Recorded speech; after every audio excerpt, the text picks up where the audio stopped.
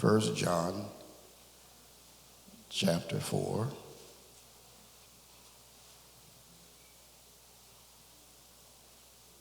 Let's begin with verse 7. 1 John chapter 4, verse 7. And it begins this way. Beloved, let us love one another. For love is from God. And everyone who loves is born of God and knows God. The one who does not love does not know God, for God is love. Amen. You may be seated.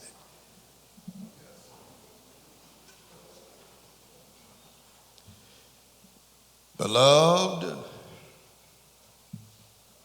let us love one another,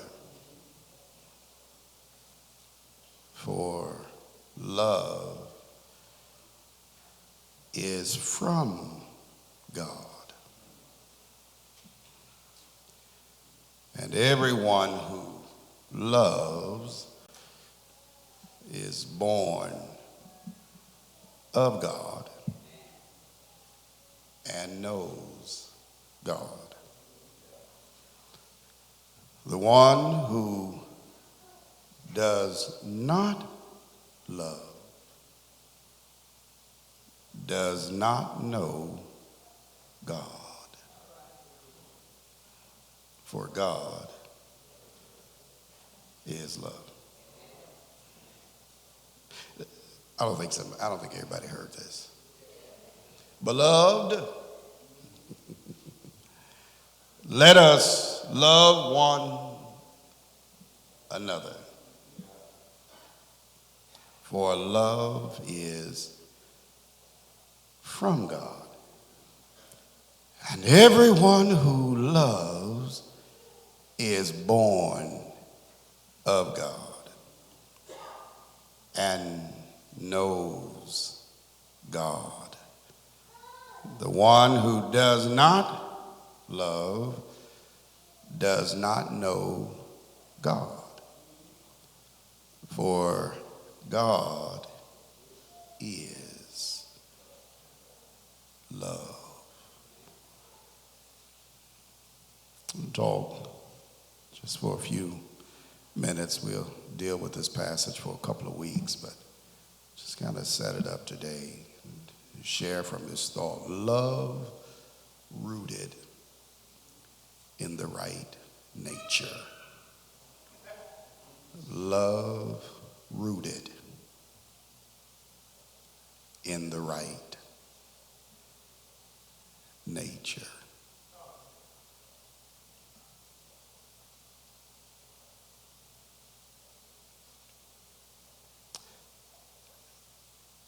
Everyone who says, I love you, is not telling the truth.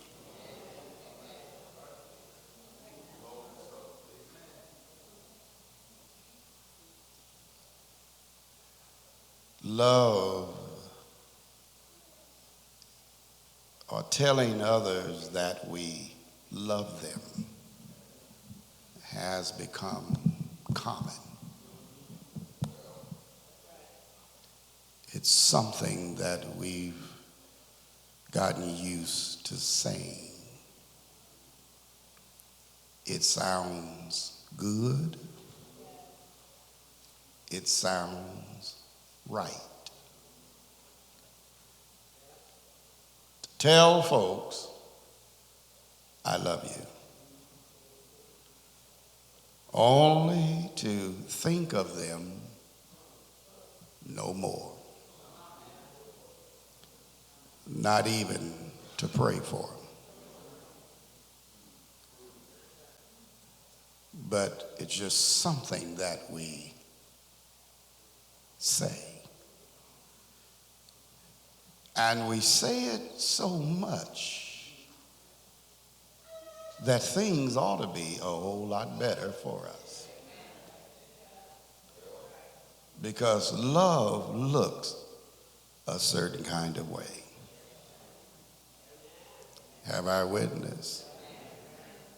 Authentic love is going to produce the right things.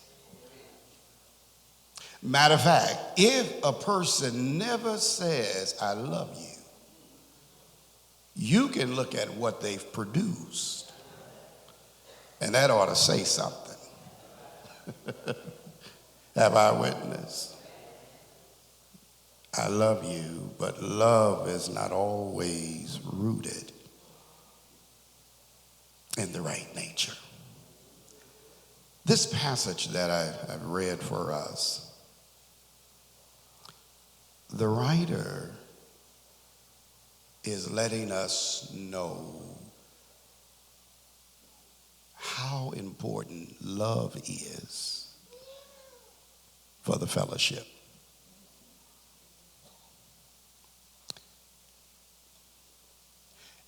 It's so important that the text suggests that our mutual love for each other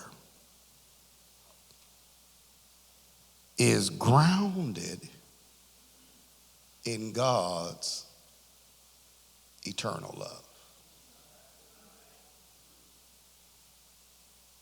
We say all the time, God is holy, God is righteous, God is love.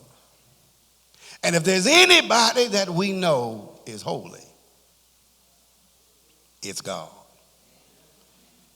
If there's anyone that we believe to be righteous and whatever he does is just, it's God. If there's anyone that we believe love cannot be matched, it's God. And the writer is letting us know that the love we have for each other is not a love that we get to make up. It's not something that we've created on our own, but it's a love that is grounded in who God is, in his very nature.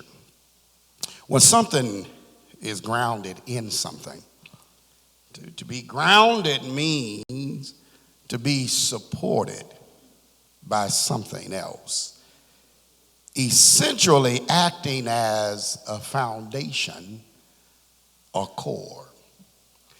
In other words, what I'm connected to is my source. And our love is to be grounded in who he is. Are you with me?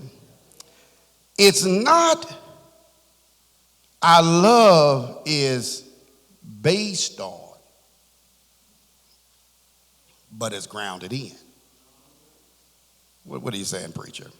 See, when something is based on something, you have created liberties.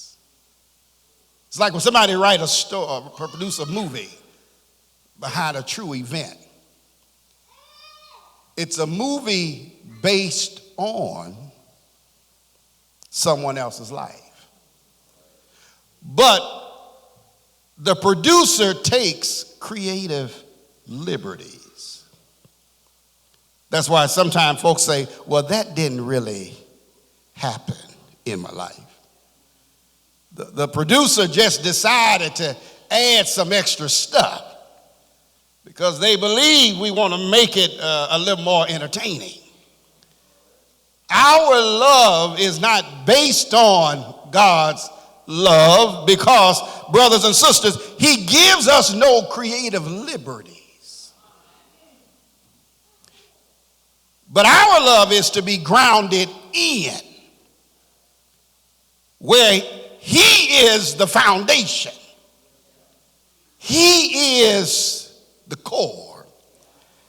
And we have no opportunities to take creative liberties.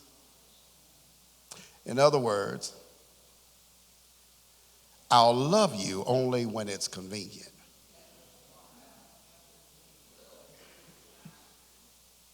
I can love you when I feel good, but don't let me have a bad day. Don't catch me at the wrong time. Don't you offend me, and my attitude towards you doesn't change.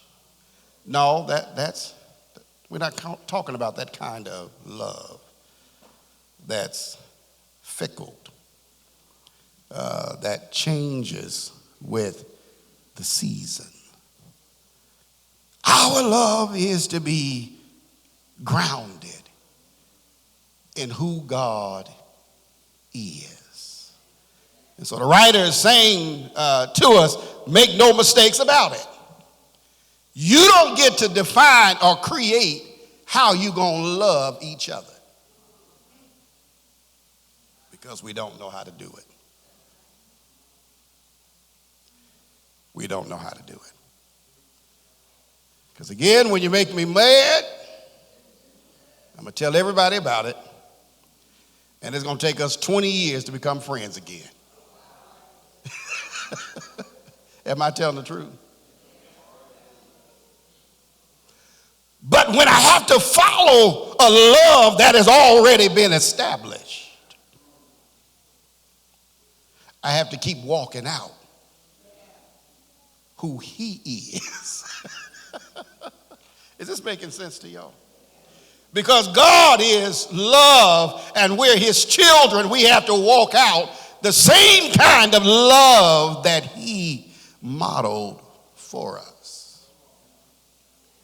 And so we don't get to create something, come up with something. You get one, you get two. You get one, you get three. You get one. Why you do it that way? Because that's my friend. I don't like you like I like them.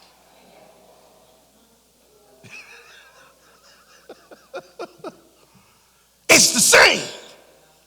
Aren't you glad that God doesn't pick and choose who he's going to love? But it's the same. He'll love you. He'll love me when we're dirty, when we're messed up. No matter where we are, his love does not change. And our love for each other is grounded in who God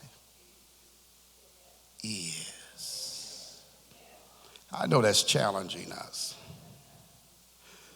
because we like to base our love on things. If you deserve it or not. How many of y'all deserve to get up this morning?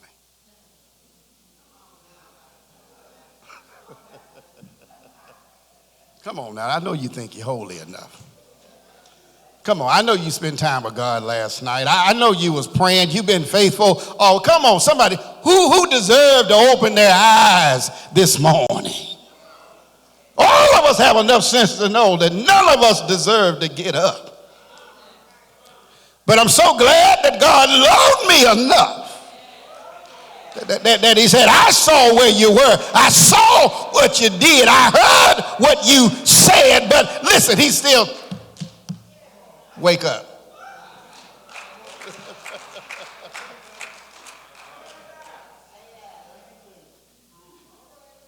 I know what you were watching last night before you closed your eyes. But he still this morning said, wake up. Aren't you glad that he looked at you while your eyes was closed and he just tapping on you, saying, wake up. You didn't deserve to get up. But he said, get up. Now we all know none of us deserve to get up this morning. But God loved us in spite of us. How many of you broke God's heart last week? How many of you disappointed him? How many of you did the opposite of what you know he said not to do, but you did it anyway? And he still, this morning, said, wake up. And you know what? Some of us, when we got up, we didn't even say thank you. We just got up and went and got ourselves maybe something to eat. We got up and wasn't thinking about nothing and nobody else. Didn't have the decency to say, thank you for fresh mercies made available to me early this morning. No, we just got up. Heard the kids or somebody else was up. Didn't say, thank you, Lord, that you kept my children through the night. Thank you, Lord, that mama is still all right. Daddy is still all right. He said, get up. And he got us up knowing some of us wouldn't even tell him, thank you. Well, that's some kind of love. Matter of fact, he got us up and told us, go on to church. And we did today what we do out of habit. We got all cute. I see y'all. Y'all look good. And was hoping that we can find a good parking spot. Or that Brother Woods or somebody was at the door so you can pull up and they go just park your car. Then you walked on into the church and just sat down, said hello to somebody, but didn't come in with praise on your mind. You just came in out of habit. This is where I go to church. But I didn't come in wanting to worship. It's just out of habit. But he's still this morning, knowing we wouldn't say thank you, knowing we'll come into the church out of habit, hoping that the choir will sing a good song. And boy, I sure hope Pastor preached today. That's what's been on our mind. It's a routine. When we laid down last night a mess. We laid down last night having disappointed him. But yet early this morning, because of love, he still. And you know what? He didn't do it with an attitude. Get up. He didn't turn the lights on and let the lights shine all bright in your face and startle you. He just gently touched you and said, get up. And brothers and sisters, the love that we have for each other is rooted, it's grounded in that type of love. Boy, y'all, ooh-wee.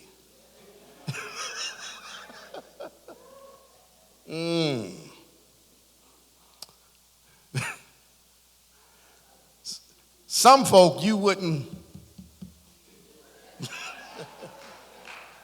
you let them sleep on. Just look at them. You thinking about what they did. You thinking about what they said. You thinking about how they hurt your feelings. And even if you do say, don't you have to get up? You got an attitude about it. But in spite of us, his love was still kind. It was patient. There was something beautiful about his love. And so the writer says, he's making it clear that our mutual love for one another is grounded in God's eternal love. It's grounded in God's nature. Amen. And when our love is grounded in who God is, it gives us stability.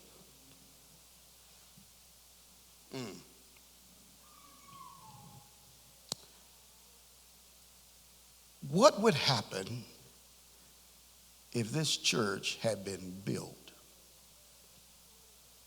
and no foundation was laid? It would fall. We just spent all the money building a beautiful sanctuary with no foundation. The foundation is what makes the building stable. Preacher, what are you trying to say? When our love for each other is grounded in who God is, it makes us stable. The problem is the world would have you thinking that you're stupid. The world would have you thinking that's foolish. How you gonna love folks and you see how they're acting? But our love rooted in him, somebody gonna see this in a minute, it helps us to be stable. I'm not falling all over the place. I can love you in spite of you and in spite of what you're doing, in spite of how you're treating me, in spite of what you said, because his love, it has me stable. I'm not running around looking for a friend. His love keeps me stable. We're building on something that is established. And when you're building on something that's established, there's a confidence that we have. And we have this confidence because we know the very thing that we're standing on is solid. It's worth standing on. And I know no matter what, it's not going to give in. Is somebody being helped this morning? I'm standing on a rock. And that rock is solid. So to be grounded in is to have a love that's grounded in who God is, and it makes us stable. Something else is to have a love grounded in God and who he is. It gives us a love that is practical. Did y'all hear that? Practical. In other words, it's not a fantasy. I'm not just hoping this is going to work. It's going to work. And why is it going to work? Because something that is practical is practical because it's useful, effective, or suited for the situation. Did y'all catch that? It's practical because it's useful, effective, or suited for the situation. What are you saying, preacher? Well, this is what I'm saying. We're grounded in a love that's already been tried and proven. It's useful, it's effective, and it's suited for the situation. I don't have to try to come up with something and guess and wonder if it's going to work. It already has been what? Proven. It's been tried. It's been tested. Reverend, how you know it's been proven, it's been tried, and it's been tested? Look at me. I'm a testimony of what his love will do. His love kept me. His love discovered it, found me. It pulled me out. His love was patient with. Oh, I know it's useful. I know it's effective. Yeah, because too many times I've seen it work in my own life. Been times in my own arrogance I would say, Lord, and I would say it with a smile, why would you do that for me? And I have a little smile thinking he must have saw something good in me.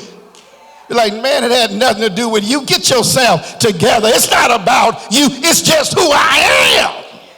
It's my nature to love you and be good to you and bless you. No, you don't even deserve it.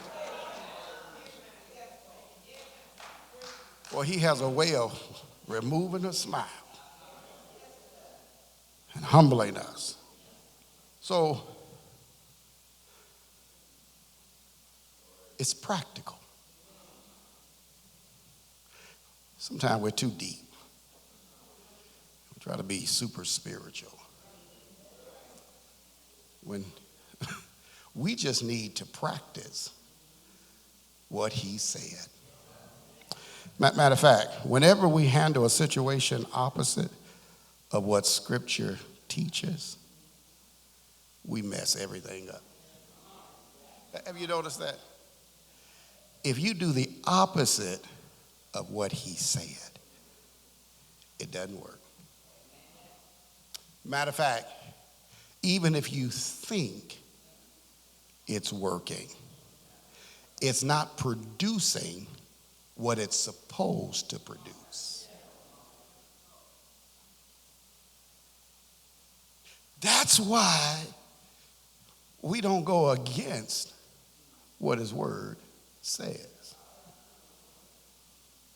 My heart is heavy as I look at our country. And I listen to all these churches where folks are so mad, church folk, so angry with the government. And I'm listening to what they're saying. And I'm saying the Bible told us to do what? Pray. There's a certain way we carry ourselves, even when folk are crooked. But to see church folk and listening to church folk, I mean, how does that achieve the righteousness of God? Pastor, we got to act. No. You don't get to come up with something. Because his way is practical. It's already been tried, tested, and proven. It's useful. It's effective. It's suited for the situation. I don't have to try to come up with something. So, Reverend, what do you tell her? Pray for them. Prayer still works. Just pray for them. That's what the Bible said. The Bible said what? Sister Jones says what? Pray for them. It didn't say put your mouth on them. Didn't say be so ugly and act so ugly. No, he said pray for. I'm still convinced that prayer still works. Prayer knows how to reach a man when your actions can't even touch him.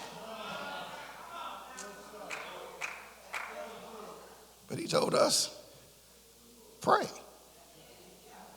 Now we got to pray and something else. Who told you that?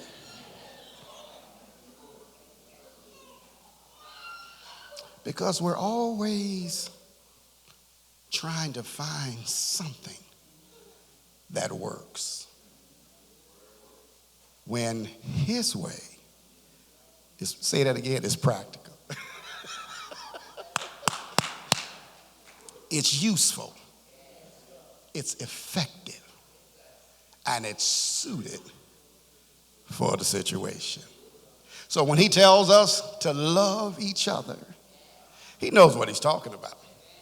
He knows this kind that love still works. I'm not talking about that phony or fake kind of love. I'm just saying, I love you.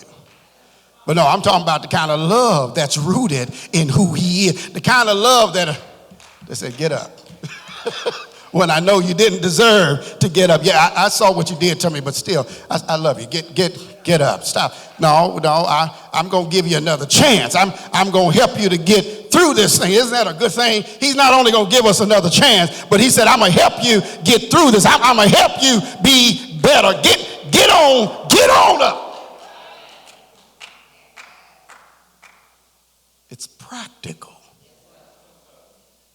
It works. It works. I'm going to put somebody on the spot. I'm not going to call their name. But I met a fella, and I didn't talk to the fella about Jesus. I don't know the fella's relationship with Christ. I just asked him to come to church. And guess what? Came to church. His way, it works. Do you know Jesus as your Lord and Savior? And they're still wondering if you really know him. Because they just saw your attitude. They saw how you behave. We have to get used to trusting his way and stop inventing ways. So nothing works for us in the fellowship but having a love for each other whose foundation or core is found in God's nature. We can't love each other properly because we won't always like each other. We have different tastes. Amen. Some folk like red, some folk like blue. But love keeps us together. Some folk work out every day. Some folk don't work out at all. But love keeps us together. Yeah. Some folk like pork. Some folk don't eat pork. But love keeps us together. Some of us look good like Pastor Minion. Some of us may not look as good, might look like Wayne Kelly.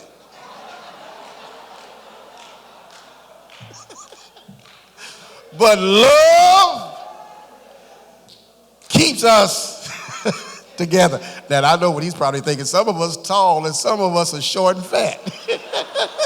Is that what you're thinking? But love keeps us together. Love protects the fellowship. Nothing protects the fellowship like love. Because we're too different. We have too many mood swings. We have too many issues. But if we have a love that is grounded in his nature. We know he's telling us, go get them up. Do for them what I've done for you. That's all he said. Do for them what I've done for you. Reverend, I don't know if I'm that spiritual. Well, if you're his child, it's not about how super spiritual you are. If you're his child, he's put in you what he's put in the next person, so that all of us can do what we've been called to do. It's called grace. He's given us the grace to do this thing. Yeah, you don't have to be the preacher. What he expects me to do, he expects you to do. If he expects me to love you, he expects you to love me. He expects us to demonstrate and to model a love that's rooted in him. I'm almost done. This love of ours that's grounded in God, it makes God visible.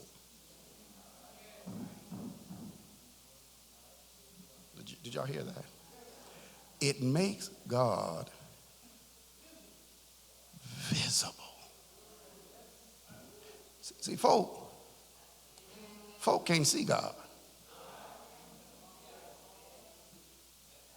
Go on, help me preach this thing, son. Yeah, they can see us, though.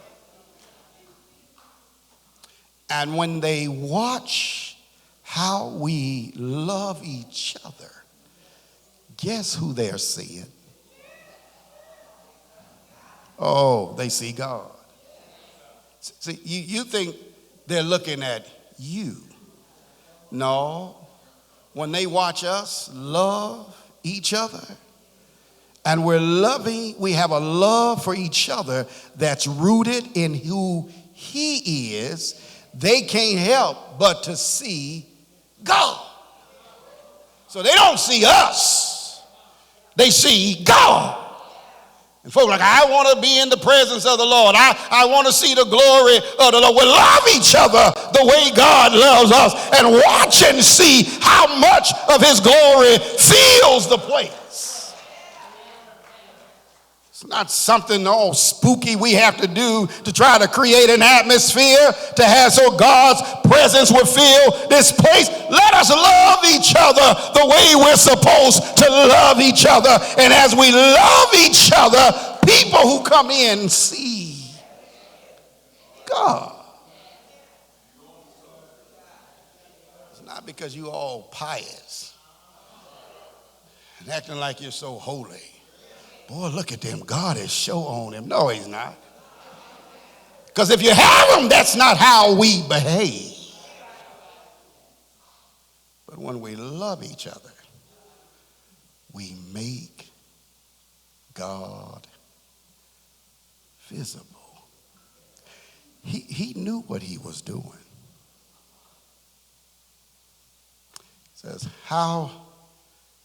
He says in John, how can you say you love me in whom you've never seen,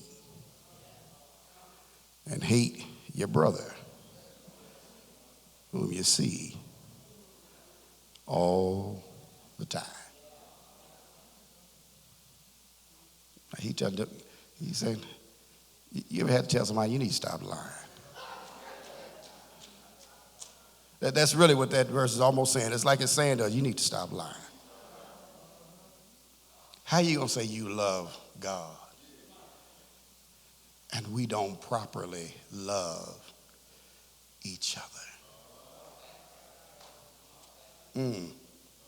It's almost as if he's saying to us, in order for this thing to work, I can hear the song, was it and you, and you, and you gonna love me. You can't get away from it. You can't get away from it. They get on my nerve, but you still can't get away from it. I don't like what they have on. You still can't get away from it. Boy, you sure can't cook. You still can't get away from it. Because in order to experience him, we've got to love each other. And that love is rooted in who he is. And I'll say this as I close, and we'll come back and look at this scripture some more next week. He doesn't even leave it up to us to define what love is. Because he knows we're limited. But it's when we're obedient to what he says and we love each other, we begin to understand love in a way we've never understood it before.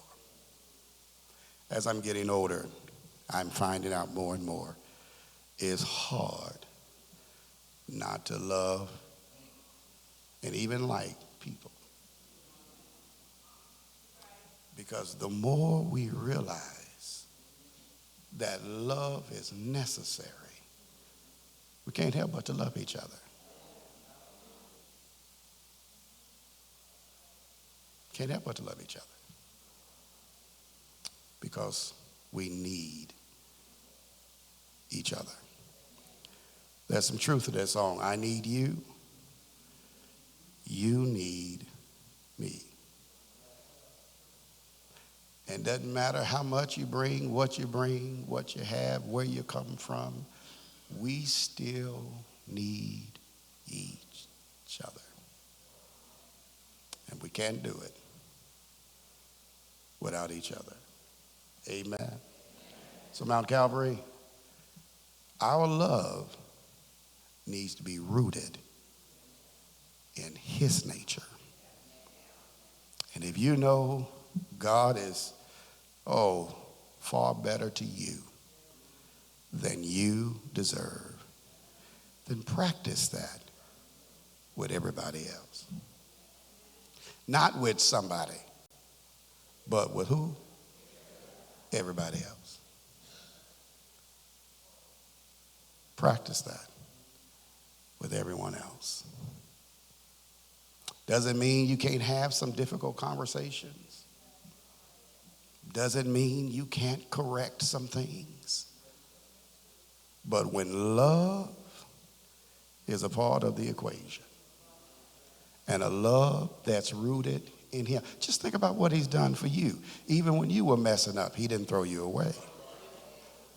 Matter of fact, you were hoping that he would be merciful with you. Therefore, we ought to be merciful when we deal with other folks and their stuff. Because God is always merciful with us. Father, we thank you now for reminding us that love, our love for each other, is to be rooted in who you are. We thank you that you've loved us unconditionally.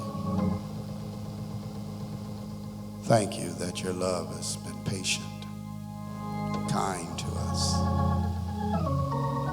So, Father, help us to exercise your love. As we demonstrate that kind of love, it will give us stability. We'll find out it's practical, it's useful, it's effective, it works. Most importantly, Father, as we demonstrate that type of love, it makes you visible. So have your way here at Mount Calvary. Continue to do an awesome work in this place so that we might bring you glory. Keep us all hidden, and Father, you be seen. It's in your name we pray, in Jesus' name. Amen.